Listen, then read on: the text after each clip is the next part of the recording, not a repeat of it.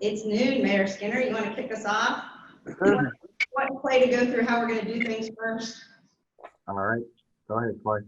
All right, so welcome everybody. We're going to give this a go here, our first board meeting virtually. So what we're going to do is we're going to mute everybody to start. And when it's, if you would like to ask a question or speak or whichever, please make sure to unmute your device so that we can hear you. We won't be going through roll call or anything, right? So we've kind of done that already. So with that, we'll go ahead and mute everybody now, and then we'll unmute Mr. Skinner as well. And then. So when we do votes, Right. You can unmute yourself and say aye, or you can just raise your hand. It might be easier just to raise your hand and we'll count, or everybody just say aye, because that's going to be the trickier thing to do because the audio jumps in and out. So we don't have a lot of action items. So all right, Mayor Skinner, you ready? All right, we'll get started. Well, We can't hear you, Mayor. You're muted. There we go.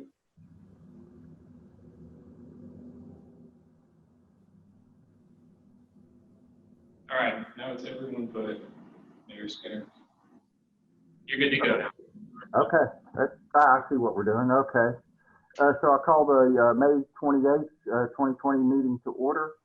I have been told that we do have a quorum. I will need approval of the agenda. Is there any corrections or additions to the minutes or the agenda? I'm sorry. I need a motion to accept the agenda. Here we go. So moved. Meyer, seconded. Thank you. First and second, all in favor, raise hand, please. Very good. This is going to work. Opposed?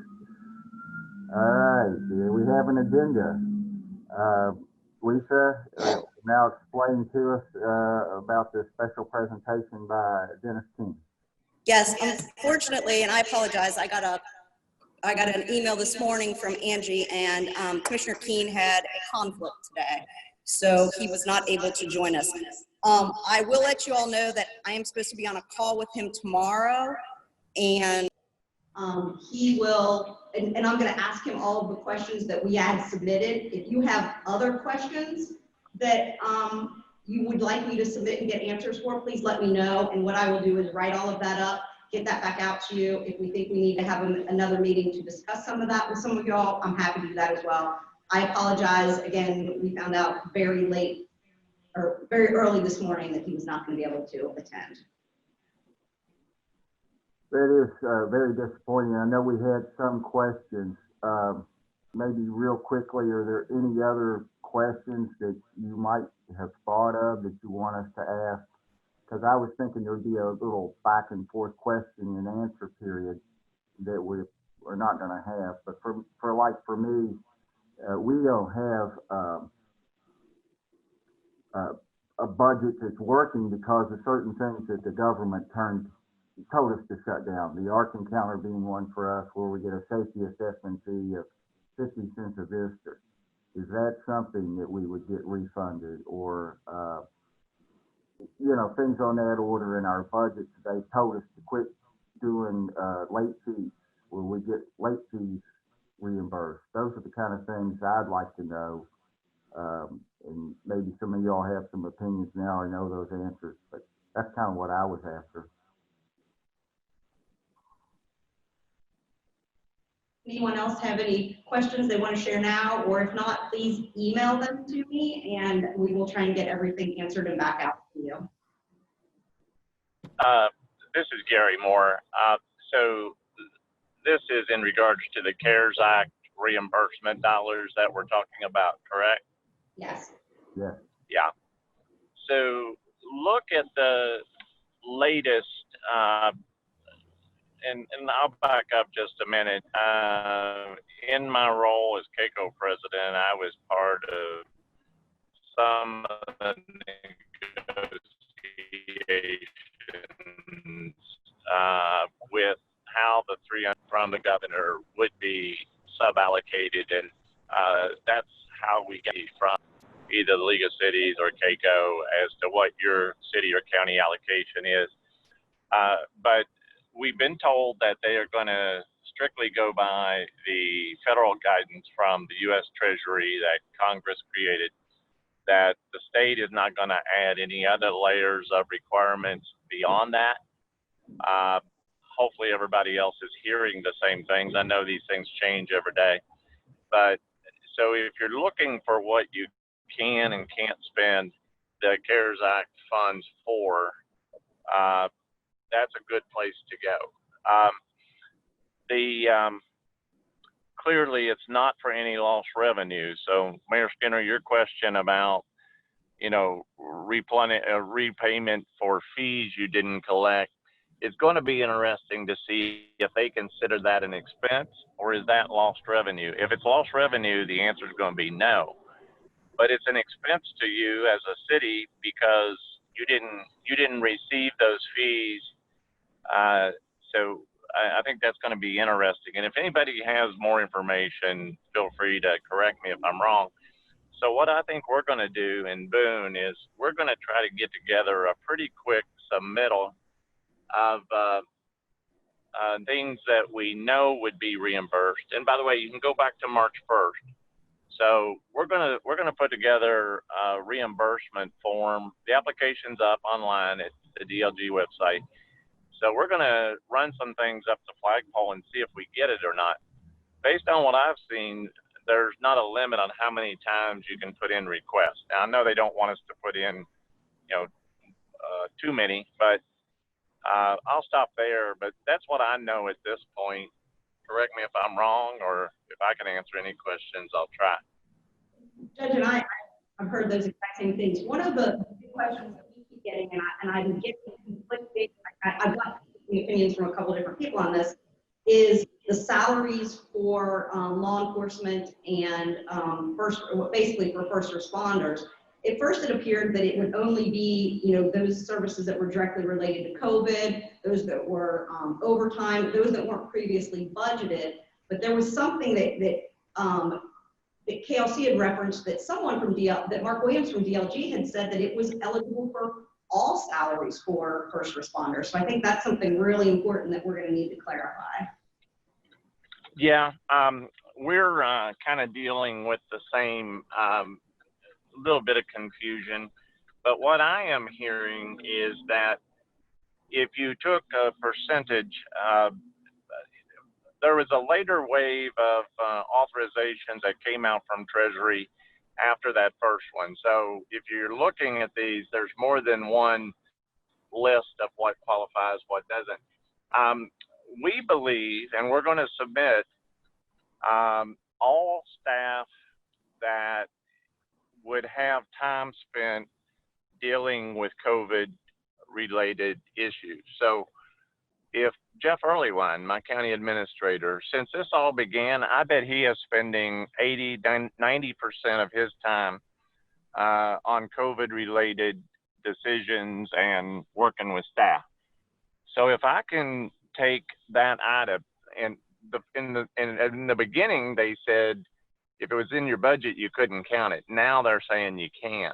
So if I can take his salary and take 80% of that, now they're also saying that his portion of like his fringes, his insurance, his pension costs, everything else, I could use that same percentage on the fringes for reimbursement.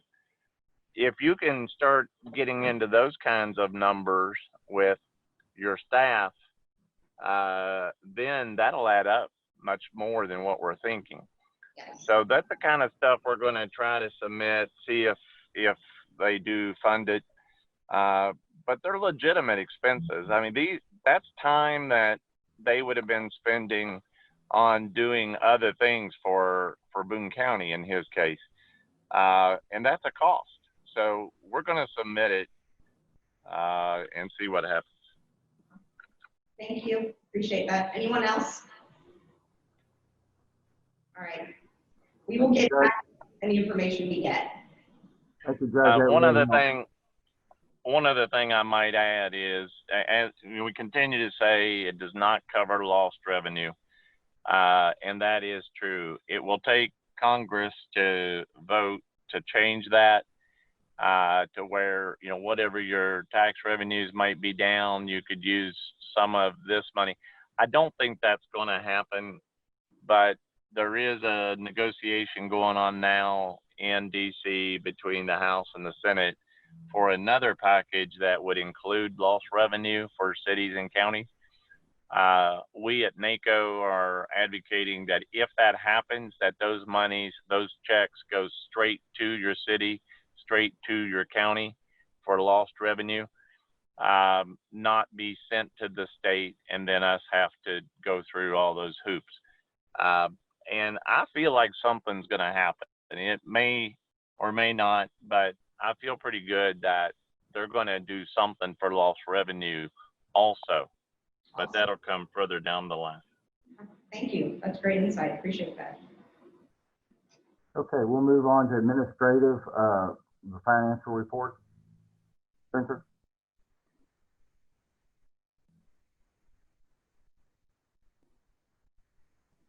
You want to mute, Spencer?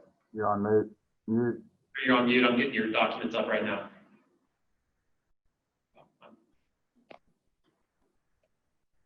Okay, can you hear me now? Yes, sir. Okay, thank you. First of all, I'd just like to say we've been very fortunate these last couple of months with all the craziness going on.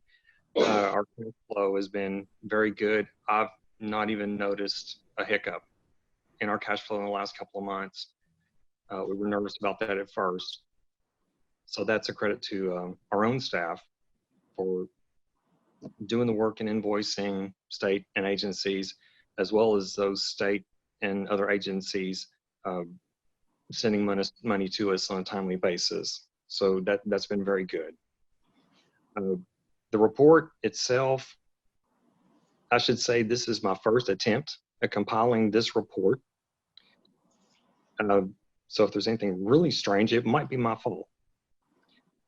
Also, I'd like to mention in the top left corner, I added a note that says March and April reconciliations are pending. So the revenue numbers are not final numbers, but all the expenditures are final numbers. So let's just point out a couple of things. Let me start with the first page. In the first couple of columns, about midway down, and I apologize if you already know this. I mean, as I'm really getting deep into this report, I had some observations. I noticed that in the contractual rows, there are no budget numbers, but there are numbers. And what I've found, for instance, with legal, you notice there in the second column there a number $6,241. Normally that would show up over in the shared columns to the right, because that would normally be an overhead type item. But when there is a situation where something is identifiable or attributable to a specific program, we do put that in the relevant programs so it doesn't allocate to all programs. So that is a reason why numbers would be showing up over there. That's just something I noticed as I was doing this report. I thought I'd just make mention of that. On the second page, let's take a look at computer software and parts. It's the second line. You'll notice that that is going way over budget. I understand there are some projects going on that have their own funding. So there is money to cover those. Yeah, those are, yeah, the majority of those are passed through that we did not know about at the beginning of the year that popped up during the year. Okay. I just wanted, as I was just looking at it, even this morning, I noticed that on the first page in revenues, there isn't a line for fund balance or prior year revenue, because I'm thinking that some of this may be actually spent from last year's money, if you will. So revenue that was booked last year but is being spent in this year, I think some of that may be reflective of that too. So otherwise, I might in the future make a couple of changes to this report, maybe make it a little bit clearer. And especially as we go through the budget process, you know, really look at all these numbers. I'm planning to also try to add a balance sheet report, hopefully by July for next fiscal year.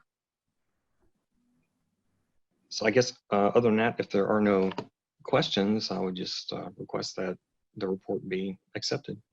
I have one question. If we can go back to that last page. The first page?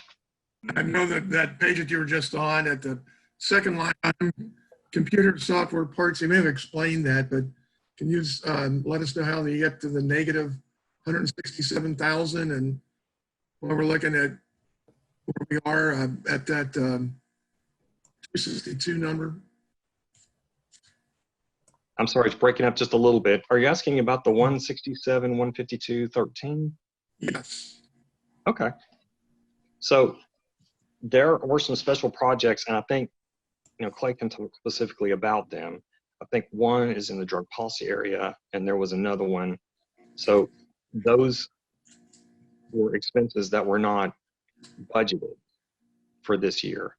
Yes, so two of the major expenses of that, one is Core Logic, which is a program that the Northern Kentucky Office of Drug Control Policy is involved with, and that was, again, that wasn't something we were aware of when we put together the budget, and the other are innovation dollars for the Career Center, and that was another award that was done after the budget year. So they are there. I mean, we have funds to cover them. They just weren't budgeted because they weren't that we had at the beginning. Thanks, Lisa. Thanks, Lisa. Thanks, Roger. This is Paul Meyer. Should those pass-through numbers be on a revenue side somewhere then? Yes. The pass-through, right, the top has all of our revenue, let's see, and then it's broken out further down. Well, right there it is. Right, the pass-through revenue is just below the revenue lines. So that's the money, right, that's literally passing through the agency. Does that answer your question? Included in that, yes. Okay. So can we move up to page 1? Uh-huh. Okay. Sorry.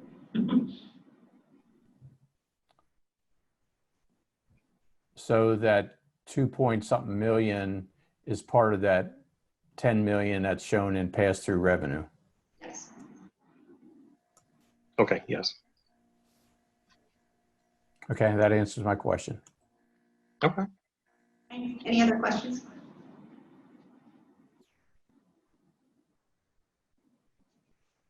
All right, thank you very much.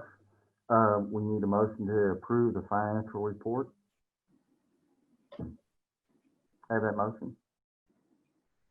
So moved, Knockelman. Thank you. Meyer will second.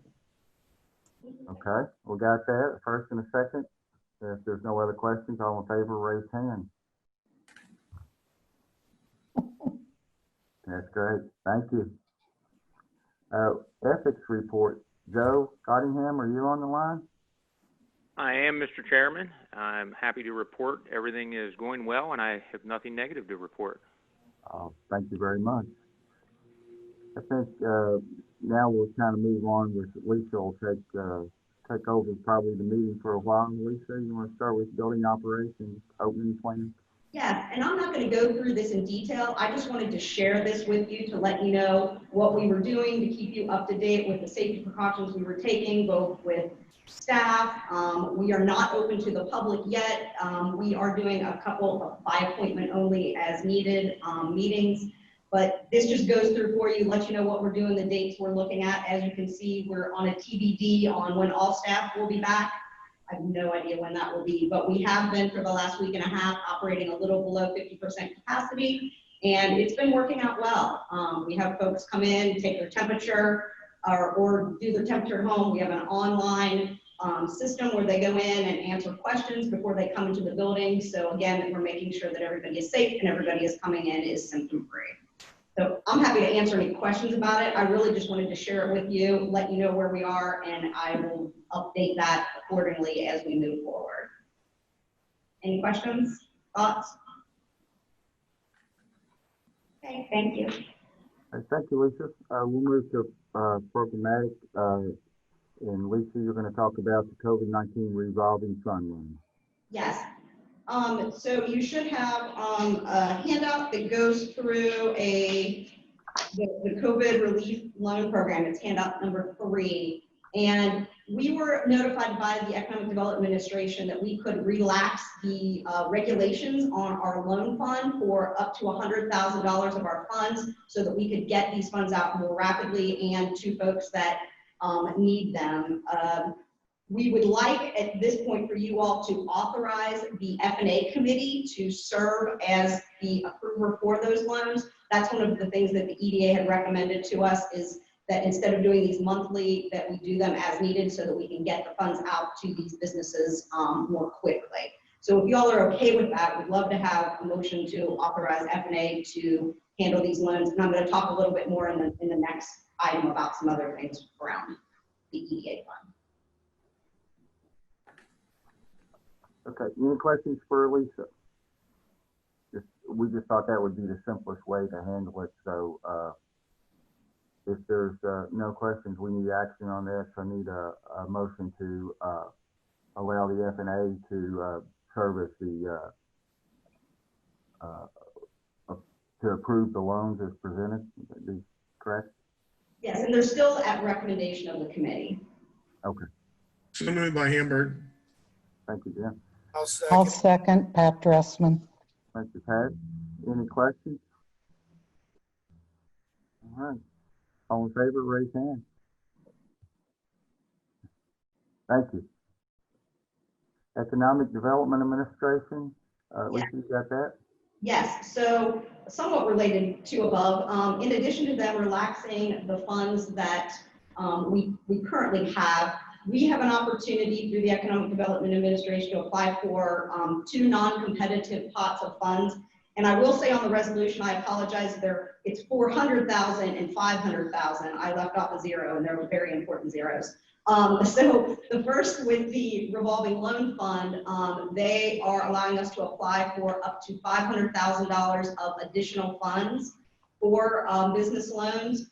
We have been looking at prioritizing some of those for child care facilities, not that it would be restricted to those, but we've heard from a lot of our communities, a lot of our businesses in the region, that child care is a key function to getting folks back to work. So I have been working with some of the child care providers, and we would like to prioritize some of those funds for them. EDA will not allow us to do forgivable loans, but they will allow us to do 0 interest loans and defer payments for up to 6 months and reduce the collateral base. So part of this resolution would be for us to apply for funding or to apply for those $500,000 so we can get those funds out to our communities. Once those revolve, they would go back into our regular fund, and we would be able to treat them like we do our typical EDA funds. So any questions on that piece before I get into the other planning dollars? Okay. The other non-competitive pot of money we are able to apply for is up to $400,000 additional for planning dollars. This would allow us to bring on staff to work with our communities on grant applications, recovery efforts, really whatever is needed. I've been talking with a number of you all, and I think what we're looking to do with that is to bring one person on that would work directly with our 5 rural counties and cities, and one person to work with our 3 urban counties and cities. They would obviously work together, but we would get with you, work with you a little more on strategically putting together exactly what we want them to do.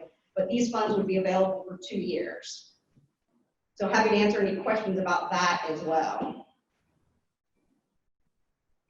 Would that be, Lisa, this is Paul, would this be for like coming up with an economic development plan for city to help recover?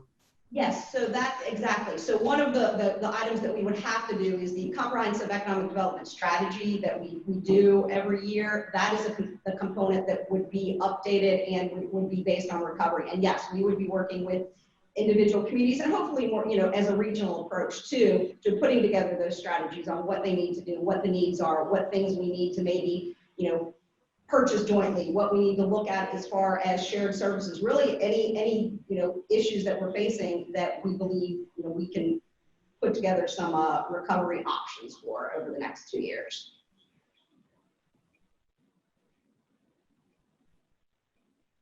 Other questions? Okay, so we're looking for a motion to approve resolution 20-3617.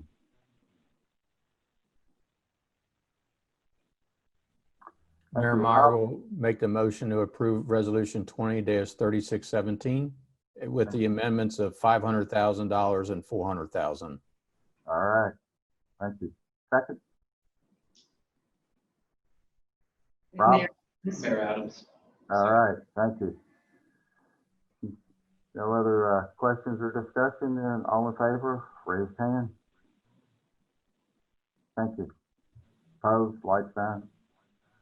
All right, moving right along. Just start, Megan. Yep, that's me. I'm gonna share my screen.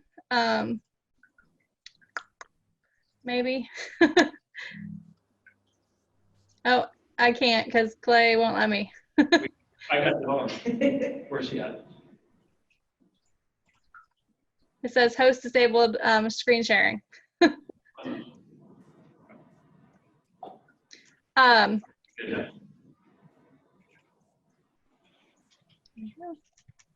So, all right, can you see everyone can see that. So I just want to give a quick update. One of the things that has kept us busy lately is the commodities program.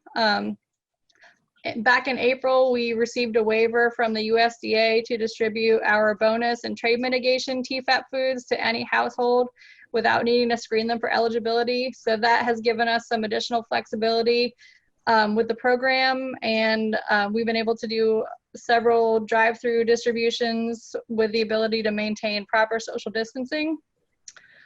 We've provided food to 3,187 additional households through this program. We've been cooperating with the Free Store Food Bank, and we've been making arrangements with the vendors that were awarded contracts with the USDA's Farmers to Families Food Box program. And we will be conducting additional distributions of our commodities in tandem with the produce, meat, and dairy boxes that are being provided through the Farmers to Families Food Box program. This is a schedule this is tentative to this point, but I think this is what's going to stick. So we've got Boone County, Gallatin County, Kenton County, Owen County, Penland County, and Grant County scheduled for distributions. I think along with the Gallatin County date, we were going to make an effort to get some of those boxes down to Carroll County as well.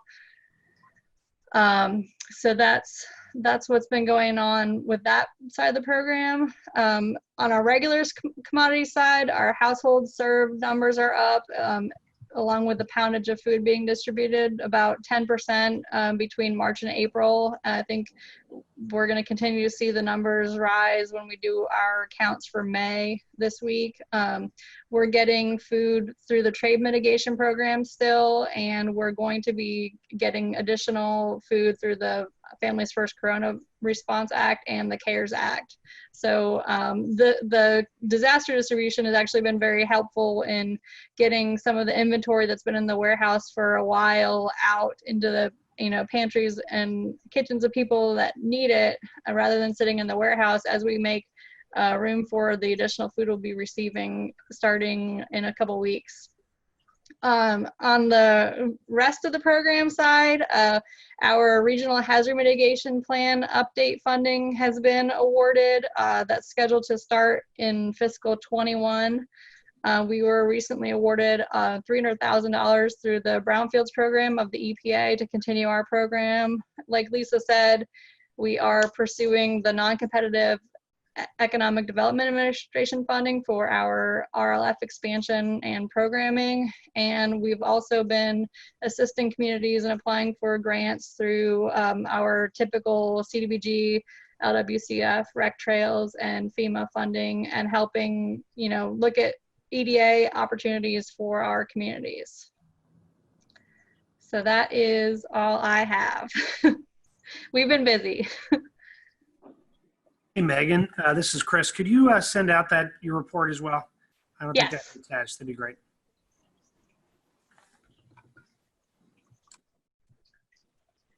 So today I actually was, before the board meeting, I was delivering food in Ellesmere.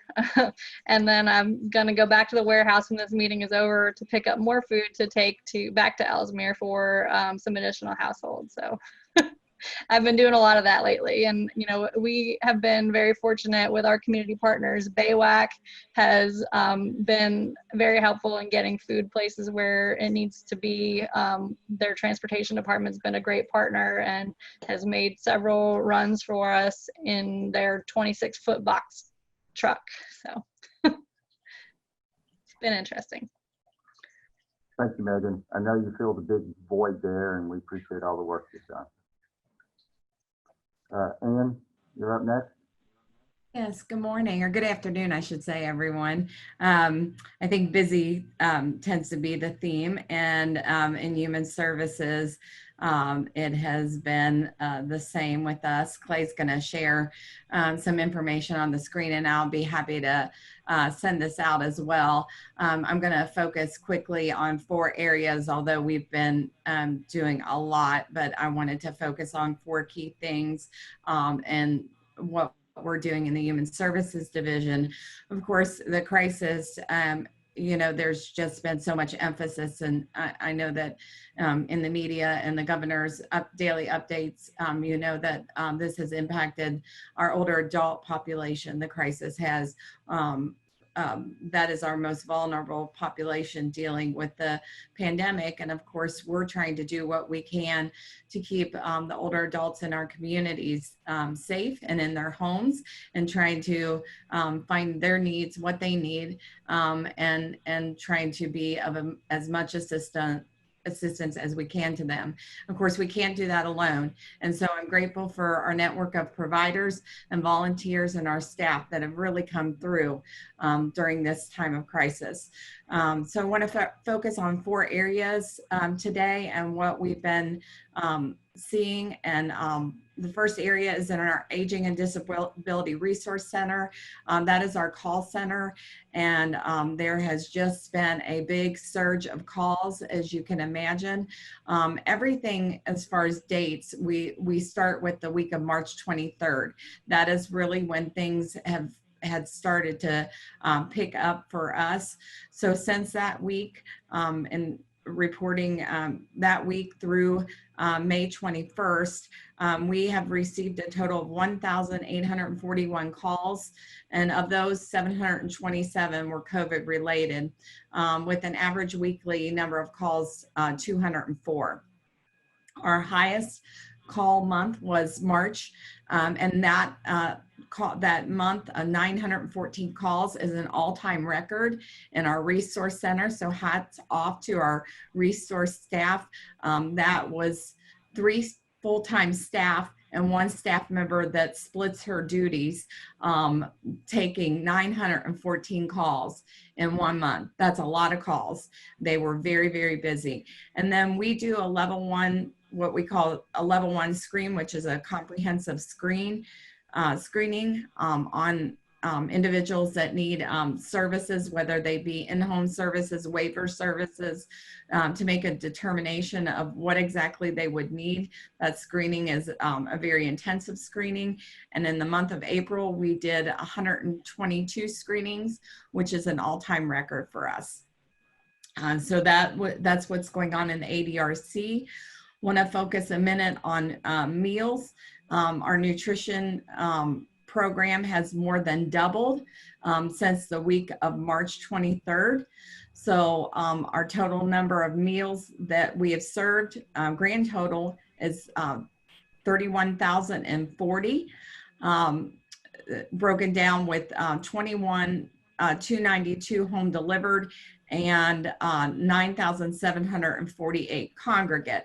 When I talk about congregate meals, which is probably something that isn't necessarily self-explanatory, a congregate meal is a meal that is normally being served in a senior center or in a senior living facility. We have designated places that we fund congregate meals. Those meals have not been able to be delivered in a traditional manner due to the closure of the senior centers at this point. And we don't, by the way, we don't have a date on when senior centers are going to be reopened. And then due to the restrictions of congregate living facilities. So basically what we're doing is our meal providers are out delivering mostly on a weekly basis. We have a few of our smaller providers that may be delivering on a daily basis, but for the most part, delivering a weekly supply of meals to individuals who would normally partake in the congregate meal program until our senior centers are up and running again. Our average weekly meals that we're delivering, that was through last Friday, 1,131.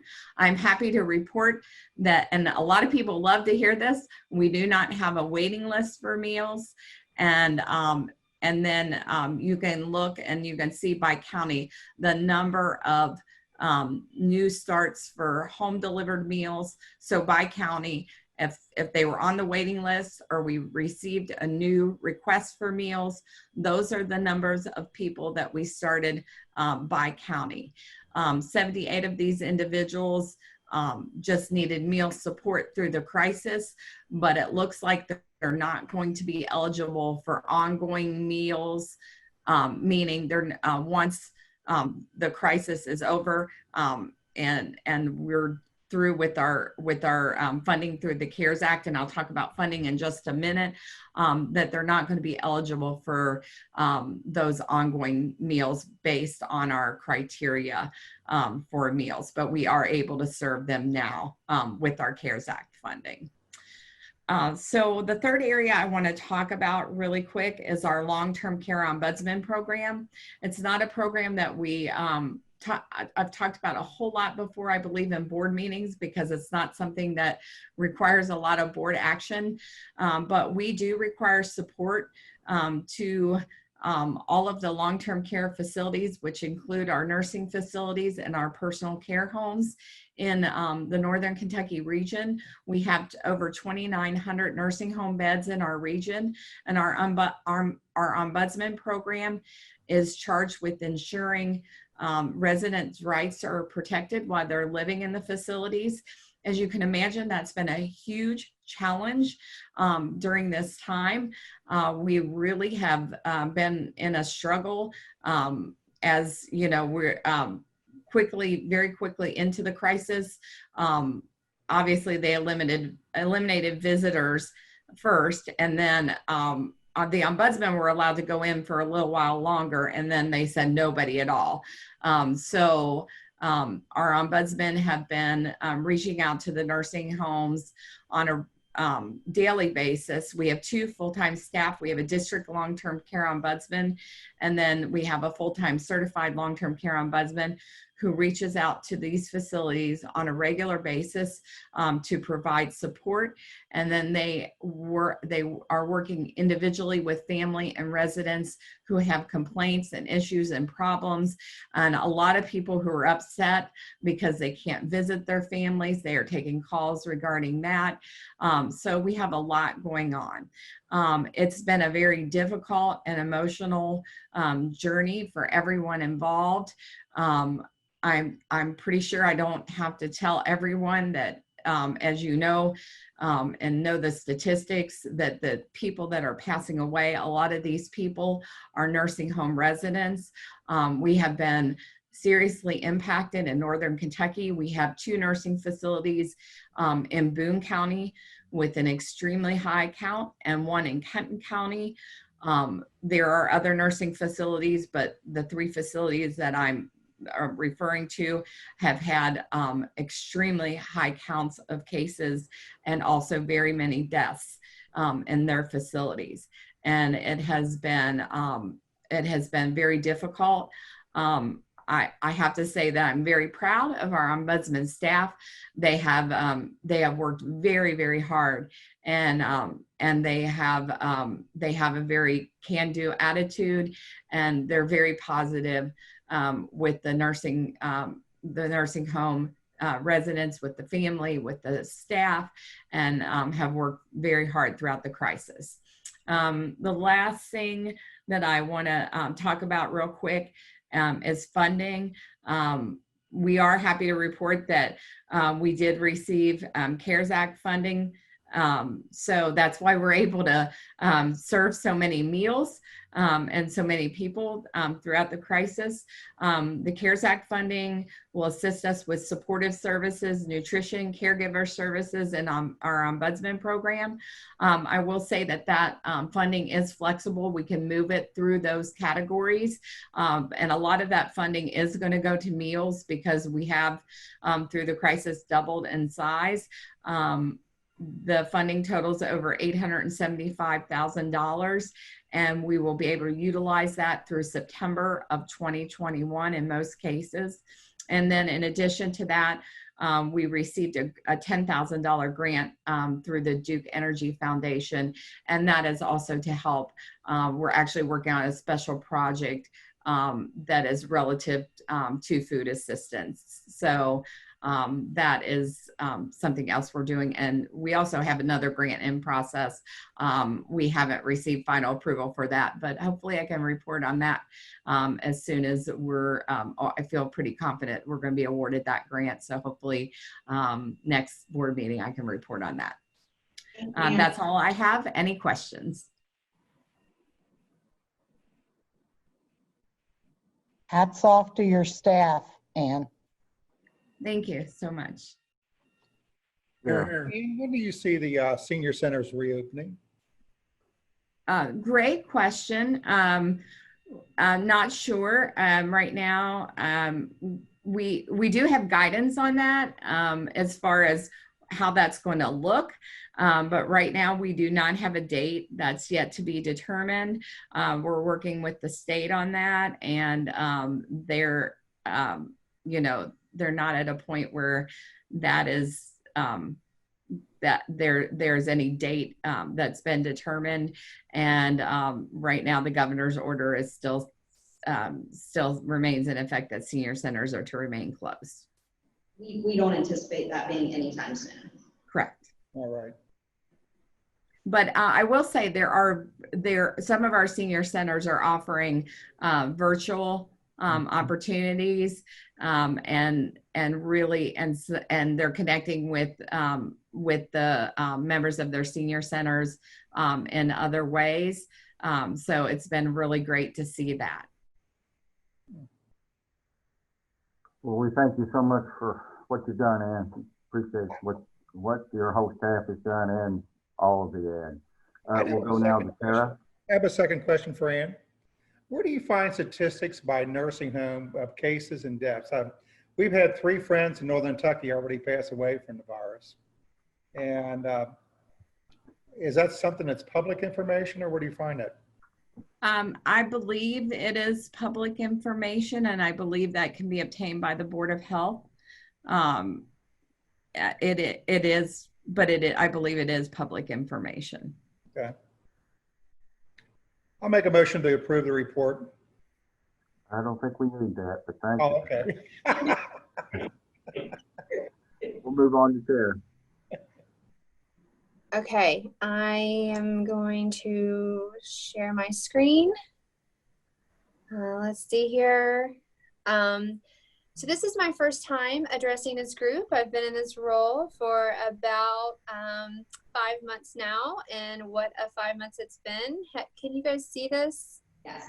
Yeah. Great. Okay, so because I don't report, well, I haven't reported for the last several months, I thought it might be helpful to do a very, very quick overview of what all we're talking about when we're talking about workforce. And this org chart is my rough attempt to show how we receive federal WIOA funds. So they go to the state, but then they're really overseen by our 8 county judges executive. They conduct procurement, and they have selected the ADD to serve as the fiscal agent for those Workforce Innovation and Opportunity Act dollars. The ADD is the fiscal agent and hires the team who staff the appointed Workforce Investment Board. So that's the circle in white. And then the judges still also meet a few times a year and have final approval on things like the budget and RFP decisions. They're actually meeting immediately following this meeting. And our WIB is responsible for regular operations that are administered by the staff, including operation of the Kentucky Career Center, both the operation of that, that's the green circle on the right, and the direct services to individuals who are eligible for WIOA dollars. Maybe they're a dislocated worker, they've been laid off, or maybe they're a low-income adult or a youth who is between the ages of 16 and 24 who's not currently connected to employment or to any kind of schooling or training. So we also have other programs called Employment Connections and SNAP E&T, and those are other state programs not through the Workforce Investment Board that are really designed to help people that have significant barriers overcome those barriers and reach self-sufficiency and full-time employment. We have seen since mid-March, when all this began, double the number of referrals for our SNAP program, which is food assistance through employment and training, though we do have all the recipients that are on those programs who are typically placed in a nonprofit. They are currently, the state has waived their work requirements because the majority of places where they are placed are not currently open for them to go and to work there. So back to the Kentucky Career Center, just wanted to show in red, that's where our direct services for both employers and individuals take place. The contracted provider is Brighton Center, and that's overseen by the WIB. And then in blue, you have some of the state agencies. And the reason I'm highlighting those today is because they, the Kentucky Career Development Office, is the entity in the Career Center who has taken the lead to work with the unemployment insurance team at the state to respond to unemployment claims. And I know all of you have been very well aware of the dramatic and unprecedented rise in unemployment that has happened in the last 2.5 months or so. I've talked to many of you or responded to emails where you've had constituents that have had major concerns about the timing of the response to their claim. Did just want to update briefly that while the WIB and our staff and our contracted agency Brighton Center typically really doesn't have anything to do with the administration of unemployment insurance, we actually, with a number of our state partners who also don't normally do that, we did get training and actually volunteered to help the state with the huge influx of claims. When this all started back in, if you would have asked in February, there were 12 people working in unemployment insurance in the Commonwealth of Kentucky. And so there was no way that those number of people were going to be able to handle the 700,000 plus claims that were filed. So they did ask for our assistance, and so we all received training. They divided the complexity of the claims up into three tiers. So most of our staff were at a tier 1, they could answer basic questions, or a tier 2, they could maybe reset a PIN or a password or an address or something like that.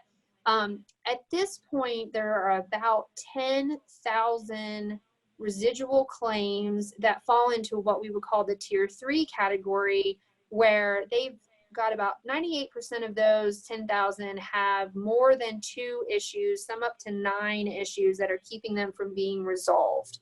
We know that some of them will just not be approved for whatever reason. That person may not be eligible. But in addition to the continuum filings that we're seeing, they have been working down this number from March and April that were maybe this person worked in 2 states, or maybe they were a veteran and that complicated things, or maybe again there was just something that that kept them from being eligible. But we were seeing every week about 2,500 calls and about 1,000 emails coming into the Career Center and all the partners, and we're pleased that those numbers are slowly going down. But by going down, maybe more like 2,000 calls a week that are being monitored by the staff. And when you talk about opening of senior centers, we are also looking at reopening of the Kentucky Career Centers. There's our comprehensive center is in Covington, and then we have other affiliate sites in Florence, at CVG, in Williamstown and Carrollton. But we know since unemployment is actually off-site and handled virtually, and none of the staff that are, might be present at the Career Center would be trained or really equipped at all to handle a tier 3 level claim, which is the majority of what's left. We are very concerned about reopening the Career Center and being bombarded by frustrated individuals who we're not going to be able to serve.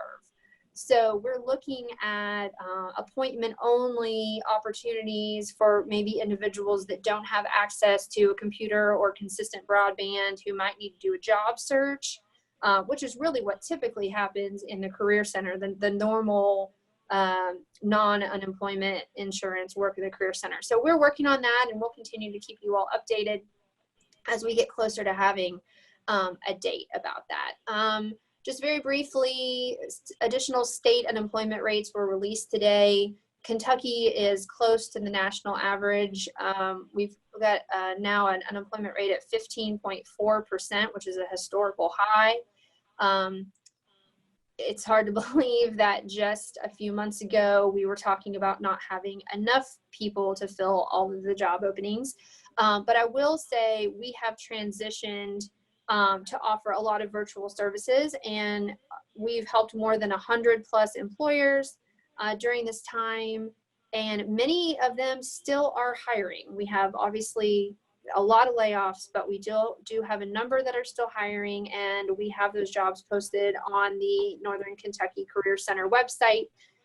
So, certainly please let your, constituents, know that if you have a chance.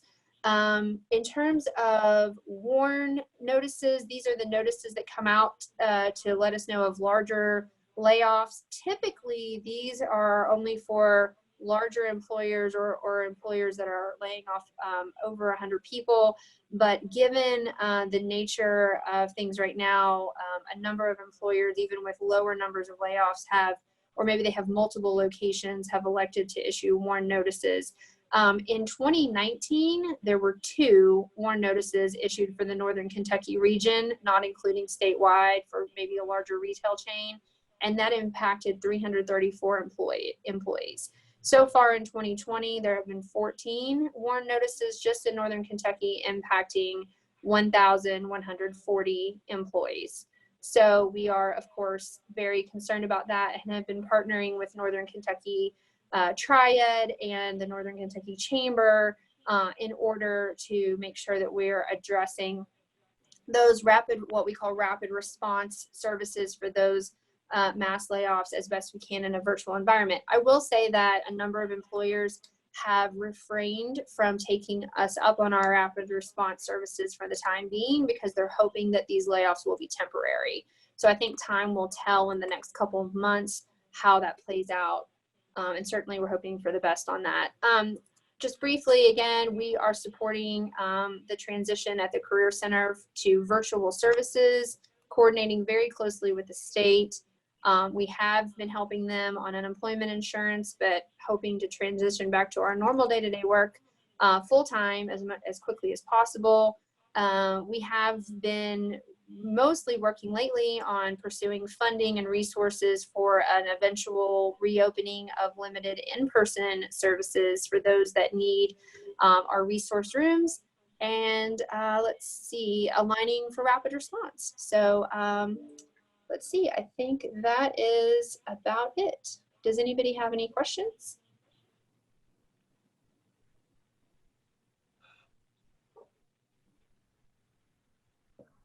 All right. Well, thank you, Tara. Appreciate all the work you're doing. Thank you. Lisa, you want to wrap us up? Yes, a few quick notes here. One, we, as a 501c3, we were able to apply for the PPP funds. We were awarded up to $300,000. I don't believe we will end up spending all of that. It will probably be closer to 200 based on some of the regulations that had changed, but I will have more details for you on that at the June board meeting. We have been approached by it's called the Child Care and Resource Referral Agency. It's what was formerly 4C, who worked with individuals to get child care provision. They have asked us to serve as their fiscal agent, somewhat like the Northern Kentucky Office of Drug Control Policy. So we are exploring that opportunity with them, and we will keep you updated on that as well. Our June board meeting is the 25th. That's be our budget meeting. Gonna try and figure out a way to get y'all Chick-fil-A sandwiches. I'm not sure, but we're looking forward to that, and it should be a much quicker meeting. We appreciate your time and your patience here today. I do want to give a shout out to all of our staff who've been phenomenal and just haven't missed a beat with everything that has happened. It's been amazing to watch. You all have been so supportive. When I call any of you all, you're right there. And our F&A officers, they've been meeting, more frequently, and I really appreciate all their guidance and help throughout all of this. So happy to answer any questions. If not, I'll turn it back over to you, Mayor. Well, again, thank you, Lisa, for all the work you've done. I know that the ed has really shown through this that we're one of the places to come for help, and I appreciate everything you've done for the citizens. Is there anything else? All right. F&A members, if you would stay on, that would be helpful. Okay, then we're adjourned. Thank you.